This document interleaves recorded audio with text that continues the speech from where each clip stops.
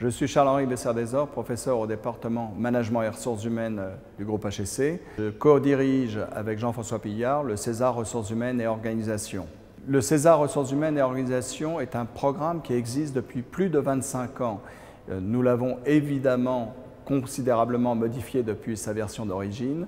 Il s'adapte aux évolutions de la fonction ressources humaines et la conviction de ce programme est de positionner les participants en acteurs de la stratégie et du changement dans l'entreprise. Ce programme s'organise en 3 semaines et ces 3 semaines sont assez distinctes puisque la première semaine est consacrée à la dimension internationale des ressources humaines avec notamment la question de l'interculturel.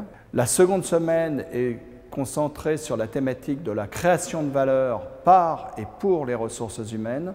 Donc une semaine qui est assez innovante avec des thématiques comme la RSE.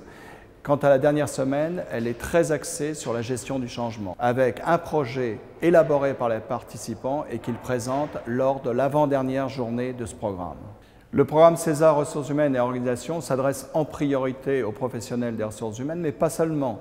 Nous avons eu dans ce programme des participants venant d'autres fonctions, notamment de la fonction commerciale, marketing. Nous avons eu des financiers et nous avons même eu des directeurs généraux qui étaient intéressés à la dimension ressources humaines de leurs entreprises et qui ont voulu un peu plus réfléchir et se professionnaliser. Le programme Ressources Humaines et Organisation est assez unique avec la conviction de départ que la fonction ressources humaines est acteur du changement. Et nous avons développé ce programme depuis plus d'un quart de siècle, notamment avec mon collègue retraité aujourd'hui, Guillaume Franck.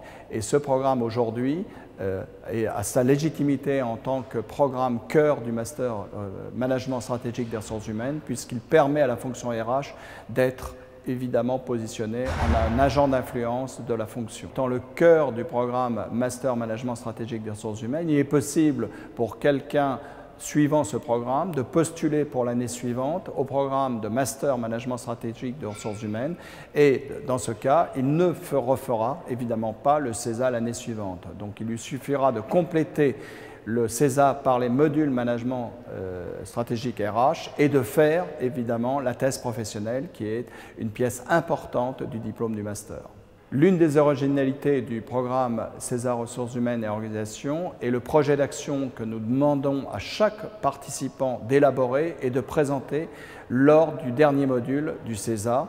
Chaque participant conduit ou réfléchit à un projet de changement qu'il présente pendant environ 40 minutes et discuter avec les participants, ses collègues du programme, et c'est une journée qui est absolument extraordinaire et qui donne lieu à des actions très concrètes dans les entreprises des participants.